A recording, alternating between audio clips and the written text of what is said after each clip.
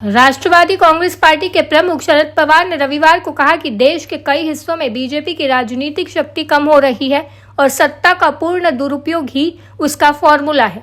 यह एनसीपी के पदाधिकारियों की एक बैठक को संबोधित करते हुए पवार ने यह भी कहा कि लोग उनका समर्थन नहीं कर रहे हैं जो बीजेपी के साथ गठबंधन करना चाहते हैं। उन्होंने कहा, इस देश की जनता उन लोगों के साथ नहीं है जो बीजेपी के साथ गठबंधन करना चाहते हैं। यह अखिल भारतीय स्तर की तस्वीर है। आप देश का नक्शा निकाल कर देखिए, दक्षिण भारत के एक भी राज्य में बीजेपी सत्ता में नहीं है। राष्ट्रवादी कांग्रेस पार्टी के प्रमुख शरद पवार ने रविवार को कहा कि देश के कई हिस्सों में बीजेपी की राजनीतिक शक्ति कम हो रही है और सत्ता का पूर्ण दुरुपयोग ही उसका फॉर्मूला है।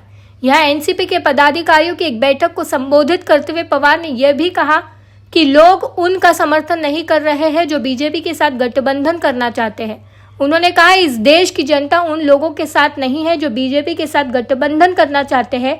यह अखिल भारतीय स्तर की तस्वीर है। आप देश का नक्शा निकाल कर देखिए, दक्षिण भारत के एक भी राज्य में बीजेपी सत्ता में नहीं है।